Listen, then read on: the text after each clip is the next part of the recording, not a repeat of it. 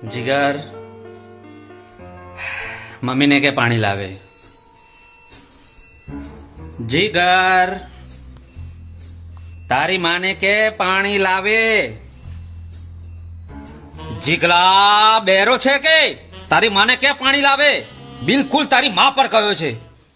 करवानुं काम बाजू पर मूकीने जे ना करवानुं होय ए ज करे छे तू। हजे अहींया ज ऊभो छे तू।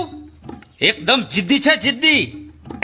અરે બેટા, એની માં કરતા તો એ તારા પર વધારે ગયો એવું લાગે છે, કારણ કે તું એ ક્યાં ઓછો જિદ્દી છે હે? અને તારું નામ તો મૃદુલ છે, છતાં ગુસ્સો તો તારા નાકના ટેરવા પર જ હોય છે. અને હા, ઓલી કહેવત છે ને કે વડ એવા ટેટા ને બાપ એવા બેટા. એકદમ પરફેક્ટ કહ્યું દાદાજી. મમ્મી પણ એવું જ કહેતી હતી કે હું એકદમ પપ્પા પર જ ગયો છું. ઓ મમ્મી ના ચમચા, જા તારી માને જઈને કે પાણી લાવે. પપ્પા, તમને ખબર નથી કે મમ્મી બાજુવાળા રમીલા આંટી સાથે શોપિંગ કરવા ગઈ છે ને મોડી આવશે.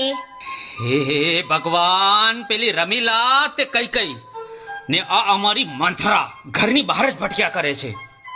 આ લોકોનો ટોંટ્યો ઘરમાં ટકતો જ નહીં. આ આટલા વર્ષોમાં એને એક પણ વાર એવું નથી થયું કે બહાર રખડવા કરતા કોઈ સારી ડીશ બનાવીએ. આ હોંચ પડે ને ખીચડું કઢવું, ખીચડું કઢવું, ખીચડું કઢવું, અને એ પણ હોસ્પિટલના દર્દી ખાતા હોય એવું. અરે જો બકા, સોરી, જો બેટા, તકલીફ તો રહેવાની જ. અને બેટા, તાળી એક હાથે થોડી વાગે છે, હા, સમજો ને તું. બાપુજી, એટલે તમે કહેવા શું માંગો છો? એ જ બેટા કે તું એ ક્યાં તારા બૈરી છોકરાને ટાઈમ આપે છે. એક તો ઓફિસેથી તું રોજ મોડો આવે ને આવ્યા પછી તું આખો વખત તારો ફોન મંત્રા કરતો હોય છે, અથવા તો ટીવીની સામે ચોંટીને બેઠો હોય. તો બેટા, એ લોકોએ કંટાળે તો ખરા ને, હે? અને પાછું વળી. પ્લીઝ બાપુજી, થોડીક વાર તો શાંત રહેવા દો મને. ઠીક છે ભાઈ. મૃદુલ, મૃદુલ, હાય મૃદુલ.